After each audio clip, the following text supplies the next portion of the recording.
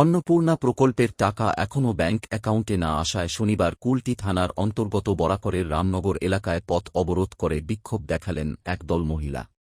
বিক্ষোভের জেরে এলাকায় উত্তেজনা তৈরি হয় এবং কিছু সময় যান চলাচলও ব্যাহত হয়। বিক্ষোভকারী মহিলাদের অভিযোগ, প্রকল্পের জন্য আবেদন করার পরও তাদের অনেকের অ্যাকাউন্টে এখনও টাকা জমা হয়নি। প্রশাসনের কাছে বিষয়টি জানানো হলেও স্পষ্ট কোনো উত্তর পাওয়া যাচ্ছে না বলে দাবি তাদের। মহিলাদের দাবি, দ্রুত যোগ্য আবেদনকারীদের অ্যাকাউন্টে অন্নপূর্ণা প্রকল্পের টাকা জমা করতে হবে। সমস্যার সমাধান না হলে আগামী দিনে আরও বৃহত্তর আন্দোলনের হুঁশিয়ারি দিয়েছেন বিক্ষোভকারীরা।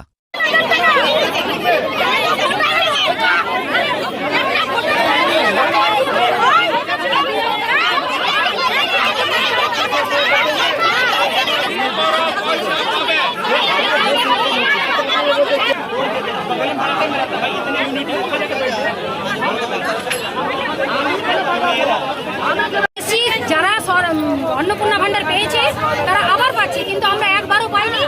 আর যারা সরকারি চাকরি করে তাদের ওয়াইফরাও পাচ্ছে। এটা কেন পাবে? কি করে ভেরিফিকেশন কেমন করে করছে?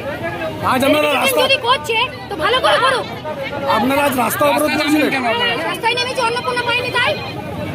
পুলিশ এসেছিল, পুলিশ এসে পরে দেখলাম পুলিশ আসছে, প্রশাসন সবাই আসছে, কিন্তু সান্ত্বনা দিচ্ছে আমরা করবো, আমরা চেষ্টা করবো, কিছুই করছে না। আর 3 মাস হয়ে গেল, জুন জুলাই আগস্ট 3 মাস হয়ে গেল, একটা কেউ পাইনি।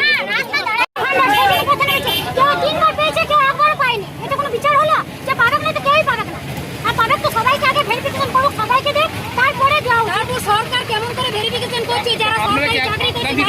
আমরা একবারও পাইনি। কেন পাচ্ছি তারা? অনলাইন অফলাইন দুটোই করেছে। অনলাইনে গুলো তো কোনো কাজে হয় না, তারপর অনলাইন করেছে তবু পাইনি। এখন তো রাস্তা